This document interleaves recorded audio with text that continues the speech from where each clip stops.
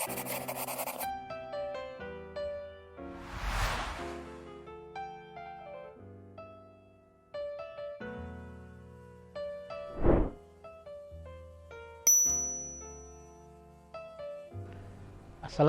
warahmatullahi wabarakatuh. Waalaikumsalam warahmatullahi wabarakatuh. Teman-teman dimanapun berada, berjumpa dengan saya dalam acara Kopi Inspirasi di Benmed TV. Sebuah program acara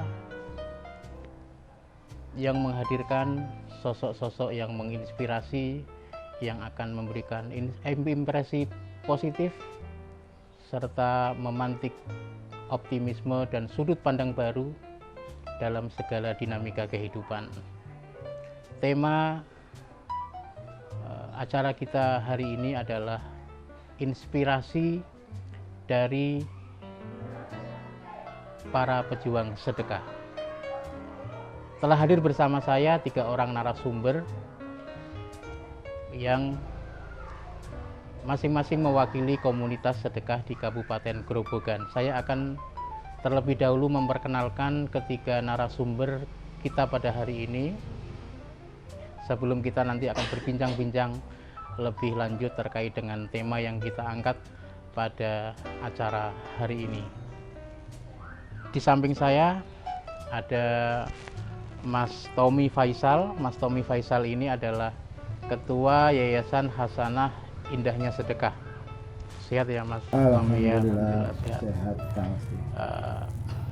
Di samping Mas Tommy ada Pak Yunus Suryawan. Beliau adalah salah seorang pengurus NUKER Lajisnu Kabupaten Grobogan. Dan yang paling ujung, yang paling cantik di antara kita adalah Bunda Ferry Fadilah. Bunda Ferry Fadilah ini adalah inisiator dan pengelola komunitas sedekah Jumat ya. Jadi 3 orang narasumber ini adalah orang-orang yang sudah teruji memiliki kepedulian dan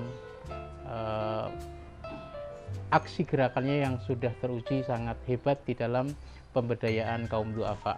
Saya akan terlebih dahulu berbincang dengan Mas Tommy ya. Mas Tommy mungkin bisa diceritakan ini awal mula berdirinya Yayasan Hasanah Indahnya Sedekah, dan kemudian kira-kira motivasi apa yang melatari Mas Tommy dan teman-teman mendirikan yayasan yang bergerak di bidang penggalangan donasi untuk pemberdayaan kaum duafa.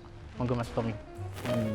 Terima kasih Kang Asti atas waktunya yang diberikan kepada saya. Kebetulan alhamdulillah saya diamanai Ketua Yayasan Hasanah Indahnya Sedekah yang bergerak di bidang sosial amaliyah sedekah. Awal mula berdirinya Hasanah Indahnya Sedekah, pertama-tama bertemunya teman-teman dengan kebiasaan yang sama, kebahagiaan yang sama ketika kita berbagi sesuatu.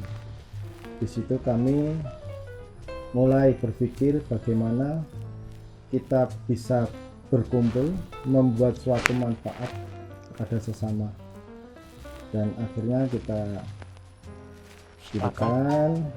sepakat dirikan Yayasan Hasanah Indahnya Sedekah itu berjalan di 3 tahun ini, tepatnya di tanggal 17 Februari 2018. Jadi teman-teman sebelumnya sudah memiliki kebiasaan untuk memberi begitu ya, terus kemudian bertemu dan mendirikan Yayasan Hasanah Indahnya Sedekah ya. Ya, teman-teman melatar belakangnya sebelumnya memang bergerak sendiri-sendiri, ada yang memang sudah ikut di komunitas lain, terus perjalanan waktu karena kita semisi sevisi kita legalitaskan di yayasan kita. Ya, teman-teman, mungkin sebelum perbincangan lebih jauh saya ingin menginformasikan bahwa di Kabupaten Grobogan ini ada bermunculan komunitas yang bergerak di bidang sedekah ya. Salah satunya adalah Yayasan Hasanah Indahnya Sedekah, ada Yayasan Santunan Sedekah Jariah, ada Yayasan Pencinta Amal Sedekah, ada Pencinta PSG ya, pencinta sedekah Grobogan dan lain sebagainya, semua bersatu padu. Dan ini ketiga beliau ini adalah di antara aktivis-aktivis yang bergerak di bidang sedekah ya.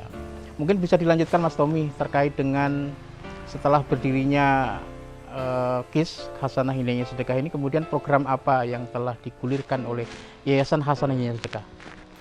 Ya pasti kita bergerak di bidang sosial, mempunyai 2 program. Program yang pertama adalah program rutinitas. Iya. Program yang kedua adalah spontanitas, di mana di rutinitas Jumat kita ada nasi kotak, berbagi sembako untuk duafa, santunan yatim, serta ada warung sedekah. Warung sedekah itu rutin setiap warung sedekah rutin di setiap Jumatnya. Untuk yang spontanitas, aksi-aksi spontanitas itu kami golongkan dengan aksi tanggap bencana atau kejadian yang mana kita spontan saat terjadi bencana alam kayak gitu, kebakaran, itu kita bareng-bareng rame-rame galang donasi untuk membantu. Oh ya, kabarnya yang saya terima ya, informasi yang saya terima ini untuk sedekah Jumat itu sekarang sudah sampai 121 ya Mas Tommy. 122 Jumat ini. Ya, 122 Jumat. Artinya di dalam 122 Jumat tanpa libur sama sekali menggalang donasi untuk disampaikan kepada duafa, itu kan membutuhkan militansi. Apa rahasia militansi teman-teman ini kok bisa sampai sejauh ini militansi mereka itu? Sampai detik ini saya juga masih mempunyai keyakinan dengan keajaiban sedekah. Iya. Di rutinitas kami selalu terjadi itu. Iya. Donasi maupun relawan mengalir tanpa ada batasan yang kami programkan khusus, targetkan khusus, donasi dapat berapa enggak, kita mengalir saja. Kita niatkan dari awal, memang tekad awal kita rutin per Jumat apapun yang terjadi harus. Tapi dengan keyakinan itu memang Allah memberikan kemudahan untuk kita. Setiap Jumat berarti minimal ada berapa yang harus disedekahkan kepada kaum duafa? Ya, untuk Jumat kita rutinan minimal itu 110 nasi kotak. Tempat itu nanti kita menyesuaikan, berputar-putar. Kadang kita juga kondisional, pada waktu ada event santunan yatim kita memang mengkondisikan di masjid ataupun di Berarti kantin. Santunan yatim itu berbeda dengan yang sedekah Jumat? Santunan yatim itu di Jumat pertama biasanya memang kita ambil dari sebulan itu. Di Jumat pertama kita berputar dari masjid ke masjid, anak yatimnya itu kita ambilkan dari rumah ke rumah. Sehingga kita punya harapan ketika kita menyambangi di satu masjid, suatu kampung, setidaknya bisa menginspirasi pengurus takmir masjid di situ, bahwasanya anak yatim itu tidak perlu dalam arti hanya kebutuhan di saat Muharram dan Ramadan. Gitu ya. Yang tertanam sekarang ini kan memang anak yatim trennya kan di Muharram dan Ramadan. Disantuninya hanya saat Muharram sama Ramadan. Yang trennya itu. Tapi ketika kita bisa berkunjung di situ, memberikan pemahaman kepada kebetulan kemarin di yang Masjid At-Taqwa Koripan itu kita memberikan pengertian bahwa bisa seperti kita. Akhirnya terinspirasi mengumpulkan Rp1.000 setiap warga khusus untuk menyantuni anak yatim. Di sekitar situ ada 23, dan itu alhamdulillah sudah rutin, sehingga bisa mandiri sendiri sekarang tanpa harus menunggu kita menyambangi, karena kita harus juga muter ke masjid-masjid yang lain memberikan. Kalau untuk santunan anak yatim itu dalam bentuk apa, Mas Tommy? Biasanya kita ciki-ciki itu, kalau yang pasti itu uang, berwujud uang. Kadang kalau donatur ada yang menyantuni alat sekolah, kita juga berikan. Berarti belum sampai misalnya ada pemberian beasiswa atau apa, belum ya? Belum Sampai saat ini belum ya. Saya setelah IKIS nanti kita sambung lagi, saya akan menuju ke Bunda Ferry ini. Kebetulan Bunda Ferry ini adalah inisiator dari komunitas sedekah Jumat yang namanya komunitas sedekah Jumat. Nah, apakah ini kan sama jadi programnya dengan program Yayasan Hasanah Sedekah untuk yang sedekah Jumatnya? Apakah komunitas sedekah Jumat itu programnya hanya sedekah di hari Jumat atau apa? Monggo ke Bunda Ferry, saya mohon untuk diceritakan sedikit ya terkait dengan berdirinya komunitas sedekah Jumat dan kemudian program-program apa yang sudah dilakukan sejauh ini. Oke, sedekah Jumat itu sebetulnya pengembangan program dari PAUD Cita Kita, di mana kita pengelola melihat setiap kali anak lulusan sekolah, terutama SMA ya. Iya, terutama SMA, sebegitunya mereka coret-coret, ngetrek-ngetrek kayak gitu. Nah, saya khawatir kalau anak-anak PAUD ini nanti terinspirasi sama mereka, makanya kita mengedukasi mereka dengan door to door berbagi ke Manula. Ketika kelulusan ya? Iya, ketika lulusan boleh mungkin Cita Kita berdiri tahun berapa, Bunda? Cita Kita berdiri tahun 2012. Ya. Sejak pertama 2012 itu sudah menanamkan seperti itu setiap lulusan. Jadi di situ orang tua ternyata menyambut luar biasa. Jadi kita orang yang mau kita paringi itu usulan dari para wali murid. Sekitar ya, dari sekitar sekolah ya. Kampung-kampung sebelah gitu. Kan kita tidak dari desa saja, dalam arti ada kampung sebelah. Jadi mereka menyodorkan listnya yang nanti ini ya Bunda, nanti ini seperti itu. Jadinya nanti yang memberikan juga anak-anak didampingi sekolah, juga orang tua, dan mereka naik kereta kelinci. Naik kereta kelinci luar biasa, mereka suka sekali. Itu kita laksanakan 3 kali berturut-turut tiap akhir tahun sebagai bentuk kelulusan, sebagai rasa syukur kita. Dan ke tahun ketiga itu ternyata sembako yang kita berikan itu melonjak. Jadinya kita kewalahan mau menyampaikan, akhirnya kita minta kita bergabung sama komunitas sedekah Grobogan, PSG. Iya, PSG. Kita gandeng PSG dan mereka membantu kita, support sekali dengan kita, berarti mereka mengantar kita karena kita pun juga belum punya akomodasi. Jadi terus tahun berikutnya akhirnya kita berinisiatif, oke lah kita sedekah, nggak usah nunggu tahun ajaran selesai, tetapi kita bisa laksanakan dengan sedekah Jumat. Nah, akhirnya muncullah etalase edukasi. Jadi setiap Jumat anak-anak itu bawa nasi bungkus 1 atau 2.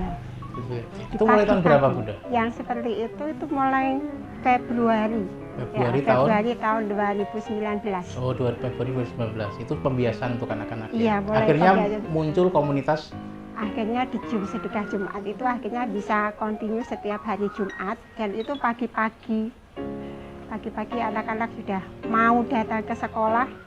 Masalahnya kita sudah menanamkan ke anak-anak, kita harus disiplin waktu. Jadi kalau hari Senin sampai hari Kamis mereka datang jam 8, tapi kalau pas hari Jumat? Hari Jumat itu mereka jam 6:30 sudah stay di sekolah untuk memberikan nasi bungkus ke etalase itu. Ke etalase itu nasi bungkusnya terus kemudian didistribusikan kemana? Iya, kita distribusikan ke lingkungan sekitar, ke tukang becak, ke pasar, kayak gitu.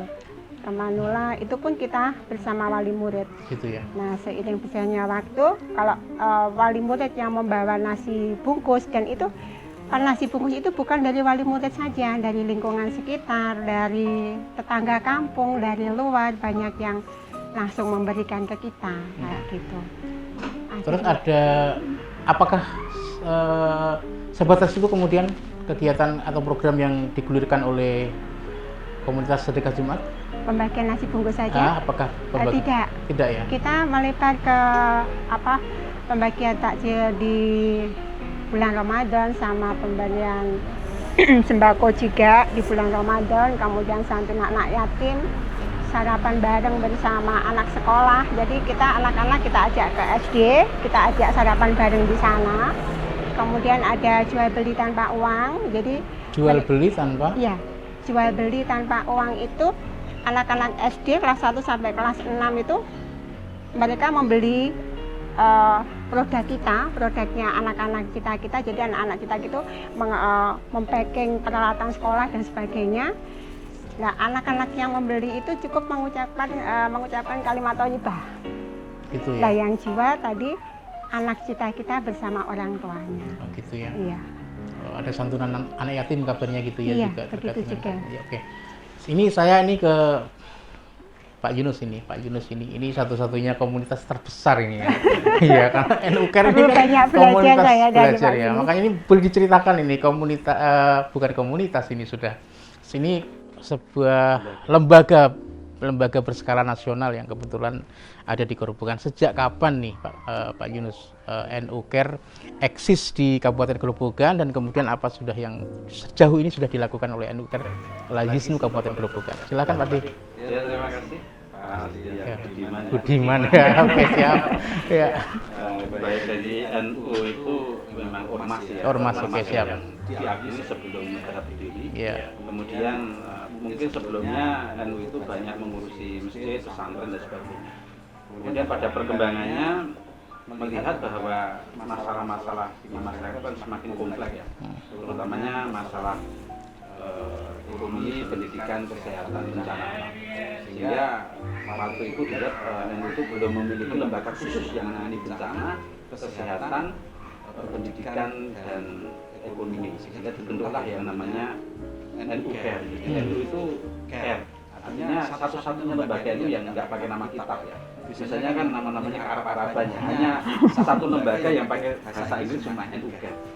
Artinya memang kita NU pengen modern gitu ya, dan lebih masuk ke manajemen lembaga instansi dan bergerak. Ya. Kalau nasional berdiri tahun 2004, tapi untuk Gerobogan itu baru berdiri tanggal 9 April 2018. Jadi otomatis baru 19-20, jadi 2 tahun ini. Iya, oke. Iya. Dan ini alhamdulillah pada semester 1 ini kita sudah mengalokasikan, mendistribusikan total ya, rincial digit ya, semester 1 sampai Juni itu kita sudah 434.139.078 rupiah. Jadi kita memang menggalang donasi, mungkin kemampuan kita mempublis kurang ya, tapi kita sebenarnya bergerak kayak semut di tengah malam di hitam. Iya, iya, nggak kelihatan. Ketahui. Oke. Tapi saya catat persis angka-angkanya ya 434 juta. Iya. Kita itu. Teman-teman, mungkin saya perlu saya sebutkan Pak Yunus Setiawan ini bendahara ya, menduduki jabatan bendahara di NU-Care. Makanya kalau angka-angka terkait dengan NU-Care pasti beliau paham ya. Monggo silakan dilanjut. Kalau kami intinya di NU itu kan besar, tapi saat ini untuk pengelolaan zakat infak sedekah kan belum terorganisir, Pak. Iya, oke. Sehingga dengan adanya Layisnu NU-Care ini akan terkelola. Iya. Kami targetnya 5 tahun ke depan akan mencapai manfaat. Saat ini dari tingkat tahun pertama konsolidasi, tahun kedua itu semacam replikasi, kayak apa tuh program yang bagus di tempat lain. Tahun ketiga kita mulai masuk ke edukasi, jadi benar-benar masuk. Ya. Tahun keempat ekspansi. Dari tahun kelima manfaat. sejumlah angka tadi didistribusikan dalam bentuk apa, Pak Yunus? Ini ada 4 program ya untuk bencana alam, seperti waktu di Lubuk itu kita bisa menggalang dukungan dari sekitar. Itu mungkin nggak bisa kita hitung Karena bentuknya barang, oke. baik dari NU Kudus, NU Semarang, NU Klaten, Sragen dan sebagainya. NU sekitar Kabupaten Gerobogan juga terlibat. Itu bencana alam. Yang kedua adalah program untuk pendidikan. Jadi kita memberikan semacam program ya, ada yang beasiswa ketika mereka mau bayar nggak mampu kita bantu. Ada yang dalam bentuk pelatihan-pelatihan untuk anak-anak ilmu dan sebagainya kita kasih. Kemudian yang ketiga adalah program untuk kesehatan. Jadi kita kesehatan kita yang di struktural terutama, ada yang banyak nggak mampu berobat dan sebagainya kita bantu pembiayaan. Kemudian yang keempat adalah untuk bidang ekonomi umat. Artinya kita maksudnya ada program pemberdayaan ekonomi ke teman-teman, tapi kita belum. Insya Allah doakan tahun depan kita baru akan istilahnya edukasi lebih banyak. Itu yang tadi kesehatan. Kalau di masa pandemi corona ini mungkin sudah melakukan sesuatu? Kan? Kalau pandemi ini kita sudah menghimpun resursi yang ada ya. Jadi kita mulai pembagian masker, pembagian hand sanitizer gitu ya. Kemudian pamflet edukasi dan sebagainya. Jadi memang kewajiban kita sama seperti ini mengedukasi. Iya. Jadi nggak usah ditertawakan, ada orang bawa masker. Oke, iya. Oke. Ada orang nggak Oh iya. jangan ditertawakan. Kalau mengedukasi. Oh, tadi untuk komunitas sedekah Jumat, konon kabarnya juga punya program, walaupun punya program ke lokasi-lokasi bencana ya Bunda untuk pembantuan ya. Mungkin bisa diceritakan untuk yang sudah dilakukan. Yang sudah Jadi dilakukan. komunitas sedekah Jumat ini ternyata nggak hanya bersedekah di hari Jumat, tapi juga merambah ke program-program lain. Silakan diceritakan Bunda untuk yang lain. Iya, kemarin kita juga mengajak para wali murid dari komunitas sedekah Jumat itu, kita mengikuti trauma healing bersama timnya Kak Erwin dan Kak Rofi juga. Dan di sana kita intinya kita menghibur anak-anak sekolah Gitu sana. ya, trauma healing ya. Trauma healing di sana lah, anak-anak yang ikut serta itu ada di memorinya dia, sampai sana itu pulangnya dia bilang, Bunda besok aku ikut lagi ya Bunda ya. Jadi anak-anak itu terinspirasi, Bunda berarti kalau ada yang sakit dijenguk ya Bunda ya, kalau ada yang kebanjiran kita datang lagi ya Bunda ya. Ya kamu doanya jangan ada kebanjiran lagi, biar nanti saya ke sana lagi Bunda.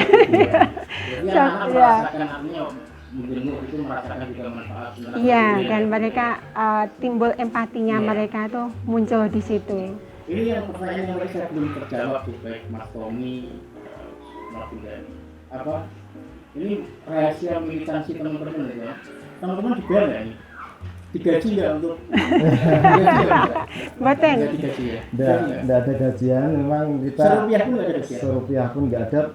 Justru malah sering tombok, baik di waktu maupun finansial. Jadi mereka malah ujung tombak sama ujung tombak. Tombak ya. Karena kami menerapkan kan, kami bukan karyawan, tapi kami relawan.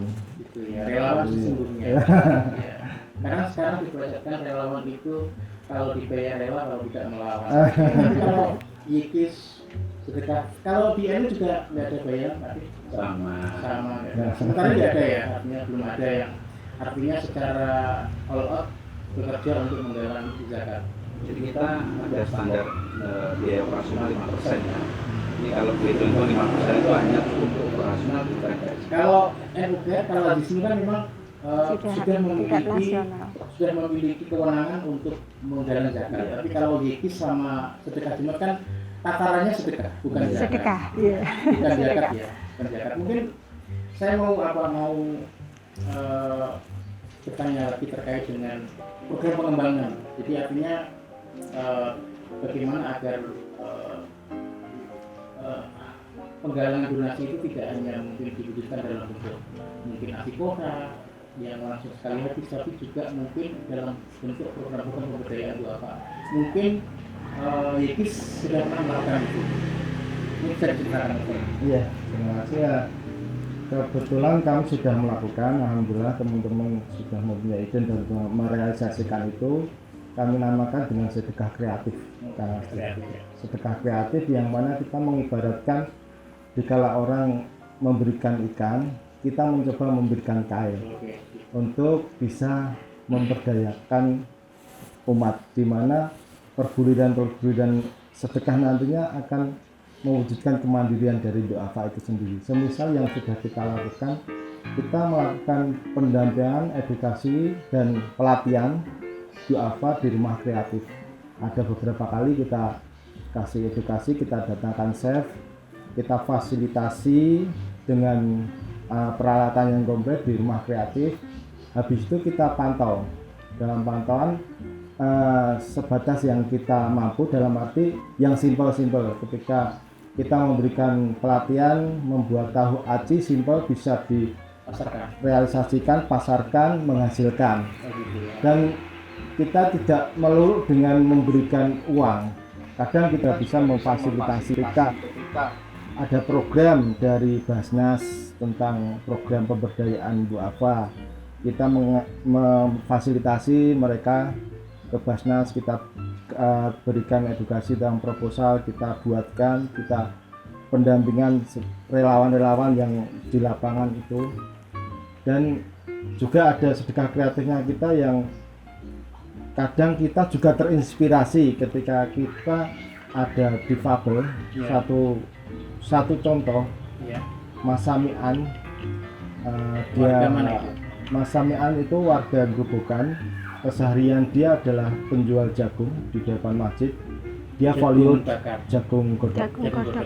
Dia difabel, dia kekurangan folio dari kecil. memang nggak bisa jalan, tapi dalam kekurangan dan keterbatasan beliau tidak mau menyerah dan tidak mau meminta-minta. Di situ kita salut.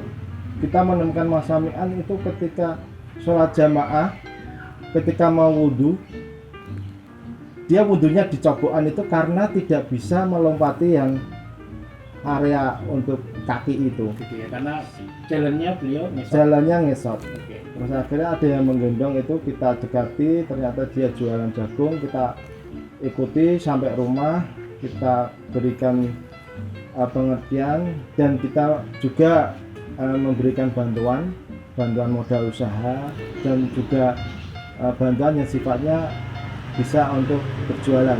Dan yang kemarin kita kasih, terus akhirnya kita juga memantau, kita kasih support, dan yang terutama kita kasih support itu sponsor untuk teman-teman yang mau beli di sini, teman-teman gitu ya, ya. itu mempromosikan lewat medsos produk. kita. Alhamdulillah sekarang Mas Samian juga sudah terkenal, dalam arti terkenal, teman-teman baik yang di luar kota, YKIS itu alhamdulillah pasti mampirnya di situ. Jadi kita sudah kayak bersahabat, enggak ada batasan penerima dan pemberi. Ya, oke. Jadi ini adalah contoh-contoh bagaimana teman-teman sudah melakukan peduli kepada masyarakat ya, dengan berbagai macam programnya. Menurut saya akan bertanya ini terkait dengan sebenarnya makna giving, makna memberi, makna sedekah itu bagi panjenengan semua apa? Mungkin dari Mas Tommy, Pak Yunus sama nanti makna sedekah, dan kemudian kalau nggak ada, kita nggak dapatkan apa yang kita dapatkan dari aksi ini ya, sampai begitu konsistennya begitu ya, sampai begitu hebatnya ya, sampai istiqomah di setiap Jumat harus menggalang. Atau apa makna sedekah bagi Mas Tommy? Sedekah adalah ketika kita berbagi, dan ketika kita berbagi itu ada rasa nyaman, kenyamanan, walaupun tidak berwujud kembali uang, tidak berwujud gaji, tapi di situ kita dapat kenyamanan, kebahagiaan, dan yang paling bagus adalah keberkahan. Gitu. Di mana keberkahan itu sudah menyeluruh, Pak. Gitu ya. Iya. Jadi itu yang menjadikan rahasia di balik teman-teman itu mau untuk berbagi. Iya, dan kami meyakini bahwa miracle of giving, miracle of sedekah memang pasti Nyata. dan terjadi terus di komunitas Oh, kami. gitu ya. Iya. Pak Ade gimana Pak Ade ini sini terkait dengan makna sedekah ini bagi dalam hidup Pak Ade ini? Kayaknya juga sebelum di Edukar sudah lama malang melintang di dunia kemanusiaan juga. Ya kehewanan belum sempat. Ya jangan lah. Hewan itu sama lah. Hewan harus disayangi. Bisa juga. dikasih contoh kalau kehewanan ya. Iya, ada contohnya. Jadi untuk saya sederhana saja kok. Kita ini hidup cuma sekali ya. Ya, oke. Jadi kan lebih berat. Iya. Dan itu berarti ketika kita tidak hanya mendapatkan tapi juga memberi. Dan semoga dan kita yakini bahwa dengan memberi kita akan mendapatkan lebih. Karena Allah Maha Pemurah, Penyayang. Dan Allah sudah menjanjikan itu, bahkan ada di Al-Quran itu orang yang mati itu pengen dihidupkan kembali. Jika ditanya untuk apa kamu mau hidup kembali, ternyata bukan untuk yang lain, bukan untuk yang sholat, tapi untuk sedekah. Ternyata orang yang di dalam kubur itu kaget melihat barokahnya sedekah. Itu yang luar biasa. Oke. Sudah, mundur. Kalau menurut kami intinya sama dengan yang disampaikan dengan bapak-bapak. Arti sedekah bagi kami intinya sama dengan bapak-bapak. Cuma kita sedekah di sini lebih kita prioritaskan untuk mengedukasi anak-anak didik kami, karena saya sebagai pengelola PAUD dan saya harus ikut bertanggung jawab untuk anak-anak. Jadi intinya kami harus memberi contoh buat anak-anak seperti itu. Jadi alhamdulillah dengan kita memberi contoh, insya Allah anak-anak pun akan mengikuti kayak gitu. Jadi kita nggak perlu ngomong banyak-banyak, tapi kita memberi contoh dulu untuk anak-anak. Tantangan ini, soal tantangan juga mungkin tantangan kan nggak selama mungkin menggalang sedekah, mungkin juga banyak pikiran, banyak cemoohan mungkin ya. Mungkin bisa diceritakan ada nggak mungkin tantangannya ketika bekerja, memutuskan untuk menjadi pejuang sedekah atau menggalang donasi ini? Ada tantangan, mungkin ada yang bisa diceritakan, mungkin suka dukanya mungkin. Kalau di saya cenderung ke waktu, Kang Asti. Waktu memang para relawan itu saya akui luar biasa ketika mereka juga punya tanggung jawab pekerjaan, mereka punya tanggung jawab keluarga dan mengikhlaskan waktunya untuk berrela-rela tadi, Pak. Memang kendalanya di waktu dan memang harus ada satu dua yang kekeh pada satu tujuan rutin pasti dan harus bisa, itu akan terjadi itu tadi keajaiban. Memang kendala di kita juga masalah donatur, Pak. Kita tidak punya donatur tetap yang mungkin ya. Iya, insya Allah semoga dengan ini nanti bisa bisa berdatangan ya, karena terasnya muncul gitu. Ya. Memang kita belum mempunyai donatur yang tetap membackup setiap kegiatan. Kita mengalir saja. Mengalir, bahkan di setiap Jumat pasti ada kasih. Iya, alhamdulillahnya di situ yang sering terjadi. Iya. Kalau pagi ini pasti sibuk karena otomatis ini, kalau otomatis ini bagaimana membagi waktu ini antara profesional sebagai seorang birokrat, pengabdian seorang birokrat dengan, karena beliau ini juga seorang camat ya. Jadi dengan kerja-kerja sosial yang tidak hanya NUKER ya, tidak NUKER. Bagaimana ini membagi waktunya ya, gitu. waktu. Jadi menurut saya kunci utama hidup itu waktu. Orang yang sukses selamat pasti waktunya habis untuk kebaikan. Sehingga di mana ada waktu di situ ada kebaikan.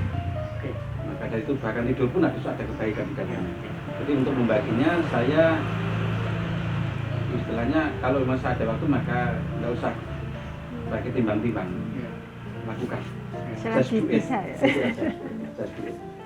Sudah. Kita sebetulnya juga semua yang kita lakukan itu mengalir saja. Jadi kalau untuk masalah donatur tetap kita juga belum ada, tapi dilalah ya Kak ya. Semua program yang kita adakan selalu ada saja jalan. Saya juga nggak tahu kenapa, dan orang-orang sekitar kami, orang-orang bahkan orang yang tidak kenal kami pun kadang pagi-pagi mereka datang bawa amplop. Assalamualaikum Bunda Ferry. Nggih, Bunda titip dijum nggih, langsung taruh amplop gitu. Sebentar kayak saking sinten nggih. Mereka cuma ketawa aja. Iya, mereka tuh. Jadi saya jadi mikir, dia nggak mau menyebutkan nama juga, dan dia pakai masker, kadang pakai helm. Itu pagi-pagi, iya kan kita Malaikat mungkin yang. Iya. Iya, mungkin juga karena kita kalau Jumat pagi itu rolling door sudah saya buka, saya sudah harus packing sama suami, harus packing sambil nunggu pesanan yang datang itu kita packing dulu. Ya, subhanallah, luar biasa. Karena ini mungkin perlu saya tanyakan, membangun trust. Artinya begini, kan banyak masyarakat yang mungkin masih a priori terhadap komunitas-komunitas sedekah. Engko nggih diselewengke ora ya? Untuk kepentingan pribadi enggak? Ada pengalaman dan mungkin untuk itu bagaimana? Mas Tommy mungkin ya, untuk membangun trust ini ya, membangun mungkin bahasa kerennya akuntabilitas publik. Mungkin ada pelaporan, ada apa yang itu. Iya. Kalau secara kita membangun trust secara berkala itu memang kita membuat laporan rutin. Secara manajemen memang kita rutin di laporan pembukaan lewat website untuk umum. Bisa diakses di mana? Bisa diakses di www.khazanahindahdansedekah.com. Itu di situ ada catatan detail setiap Jumat, rinci dari donatur siapa, dan untuk biasanya kita kalau membangun trust di luar kita bermain medsos, kita share, dan kontinuitas dengan aksi. Kontinuitas dengan aksi, apapun yang terjadi kita tetap eksis gitu. Jadi sehingga timbul penilaian tersendiri dari tanpa kita harus menjelaskan ini loh aksi kita sendiri, kan enggak. Alhamdulillah dengan itu gitu ya, berjalan saja ya seperti itu. Kalau NUKER kan otomatis lebih termanage. Iya pastinya. Kalau kami memang salah satu lembaga yang sudah berstandar ISO ya, International Standard Operation. Jadi kita sudah mendapat sertifikat ISO 1. Artinya kita ngikut dari pusat standarnya kayak apa, namanya PSAK, pengelolaan standar akuntabilitas kinerja. baik itu untuk pelaporan, kemudian penggunaan dana dan audit. Jadi kita diaudit. Kalau laporan kami ke publik itu standarnya memang 1 semester sekali. Semester 1 di BIS, semester 2 di per semester. Nanti ini tutup tanggal 30 saya mempublis semester 1. Oh gitu ya. Continue ya Pak? Gitu. Continue. Continue ya, Kalau luar Bunda selama biasa. ini mungkin ada Alhamdulillah mending tak sedekah dewi tak salur gitu.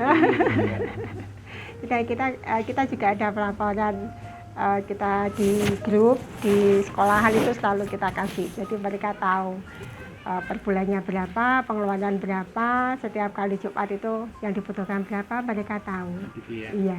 Ya, terakhir ini pertanyaan dari saya, mungkin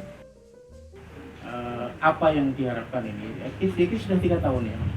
Berjalan belum 3 tahun berjalan. Kira-kira apa program yang ingin digulirkan tapi sejauh ini belum tercapai dan harapannya ke depan bisa dilaksanakan? Kira-kira apa ya? Memang kita punya angan-angan dan memang sudah step by step merencanakan. Kita punya anak asuh, anak didik yang mana kita beasiswa itu nanti bisa istilahnya sedekah di ilmunya itu. Iya. Dan angan-angan saya memang ketika berkumpul dan menjamburnya komunitas-komunitas di Grobogan, mengartikan bahwa mereka bukan pesaing kita.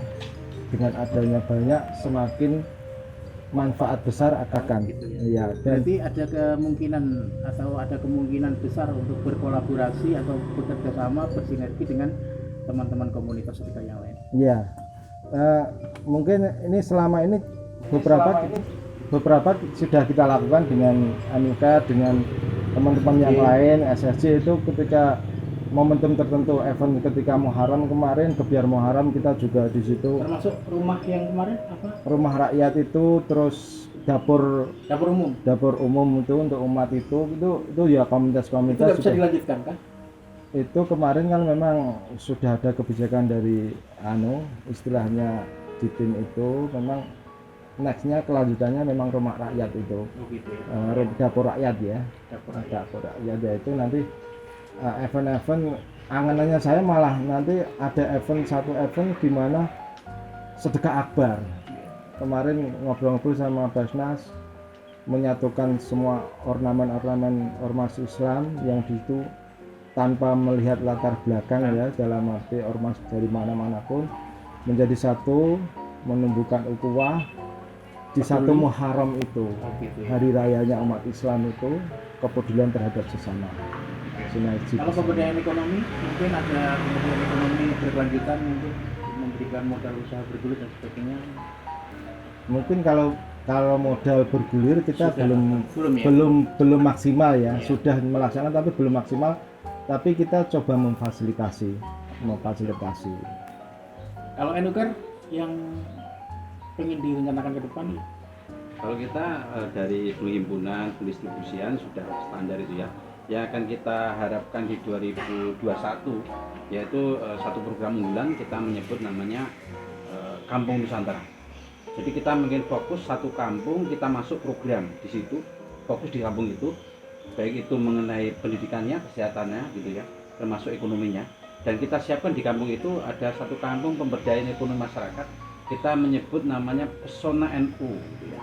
Jadi Pesona Nusantara. Jadi kampung itu kita desain menjadi tempat pesona, otomatis wisata ya, wisata, tetapi UMKM-nya kita bina, kita biayai gitu ya, sehingga yang awalnya mereka adalah mustahik akhirnya bisa tahun depan menjadi muzaki. Itu yang tantangan paling besar, bagaimana orang itu kan kalau rata saya tanya gini, gimana Pak kok nggak bayar zakat? Saya itu lebih pantas mendapat daripada bayar. Contoh guru ngaji, marbot masjid, padahal itu lebih banyak gitu. Ya. Oleh karena itulah kita ada program yang akan kita harapkan sebagai satu proyek gitu ya. Tahun depan yang kita sebut Pesona Nusantara. Kampung Pesona Itu NU. menciptakan kampung baru di lahan yang kosong, diciptakan kampung baru atau kampung yang ada diberdayakan. Itu ada dua, satu adalah kampung yang ada, di pinggirnya yang kosong itu kita siapkan. Sehingga kita mendesain masuk kampung, di kampung itulah ada kampungnya, kemudian masuk satu lokasi pesona Nusantara. Boleh saya sebut sebagai kampung percontohan. Betul ya, Kampung baik percontohan artinya kampung percontohan di mana yang kita ekonominya maju, sentuh. pendidikannya maju, cara berpikirnya Kesehatannya, maju, betul. kesehatan maju. Iya. Oke. Luar Oke, Bunda biasa. Bunda ini yang mau di komunitas Saya jadi ngiri, Kang. Ngiri, oke. Jadi ngiri ya, ini baik. teman-teman. Bagus. Saya jadi ngiri jujur. Kalau kita sederhana sekali program yang belum kita laksanakan dan masih di sini itu, kita bikin warung dijum. Warung dijum Iya. yang tidak hanya hari Jumat atau hari Jumat kok. Rencananya sementara kita bikin warung dijum khusus hari Jumat, tapi itu belum terlaksana. Ada kritik misalnya dari ada masyarakat misalnya butuh makannya dua apa itu tidak hanya hari Jumat. Hari-hari biasa juga butuh. Gitu, kan, ya. Iya. Tapi kalau saya sendiri berpikir bisa konsisten, bisa istiqomah di hari Jumat tadi itu sudah memerlukan energi besar ya, apalagi setiap hari. Mungkin nanti Setiap kalau hari Jumat. dengan bersinergi mungkin gantian dengan Mungkin nanti kita bisa berkolaborasi ya Pak ya. Misalnya hari ini NUKR, besok Selasa YIS, besok lagi komunitas dijum, besok lagi SRJ, besok lagi PSG, mungkin kayak gitu baru bisa ya mungkin ya. Pesan kepada masyarakat terakhir ini ya, pesan kepada masyarakat mungkin terkait dengan sedekah ini, ada mungkin himbauan atau pesan atau kesan gitu ya, nggak mau ngasih pesan, kesan apa kira-kira tentang sedekah ini, masyarakat meyakinkan masyarakat bahwa sedekah itu insya Allah akan memberikan makna bagi kehidupan kita. Dalam satu kalimat atau dua kalimat saja. Ya, pesan di masyarakat, pesan sedekah tidak harus menunggu. Sedekah membuat berkah, hidup jadi nyaman. Ya, saya tandaskan lagi, sedekah tidak harus menunggu kaya. Ya, sedekah tidak harus menunggu kaya. Dengan sedekah hidup insya Allah akan menjadi jauh lebih berkah. Terus jangan gaya dengan kekayaanmu tapi kamu belum berzakat. Ya, jangan gaya dengan kekayaan, jangan kita Pak. Ternyata nggak punya zakat gitu ya. Nggak punya zakat, nggak punya. Kalau saya terus ngomong apa ya? Iya, oke. Intinya kita ingin memberi pesan untuk teman-teman di luar sana. Intinya kita harus meyakini bahwa sedekah itu pasti ada manfaatnya, itu saja. Karena kita yakin dengan sedekah kita akan menjadi lebih baik. Teman-teman sekalian, demikian perbincangan hangat saya dengan para narasumber kita. Paranormal. Para narasumber kita. Ya, mudah-mudahan kita bisa memetik hikmah dan manfaat dari perbincangan ini. Saya ingin menutup perbincangan ini dengan nasihat dari Syekh Aid Al-Qarni yang saya kutip di buku saya ya, Menempuh Jalan ke Surga. Ya, di dalam bukunya As'adil Mar'ah fil Alam, Syekh Aid Al-Qarni menuliskan, kata beliau, derma sedekah adalah salah satu pintu agung bagi kelapangan dada dan terbukanya hati nurani. Sesungguhnya berbuat kebajikan akan membuat pelakunya dikaruniai kecukupan oleh Allah. Hatinya menjadi lapang, ceria, nuraninya bercahaya dan selalu dalam kondisi sejahtera. Karena itu Syekh Aid Al-Qarni menasihatkan, jangan pernah menganggap remeh sesuatu yang engkau sedekahkan, walaupun hanya sebutir kurma, sesuap nasi, sepaku air, atau satu perasan susu. Hadiahkanlah kepada orang-orang yang membutuhkan. Berilah orang yang kelaparan, kunjungilah orang yang sakit.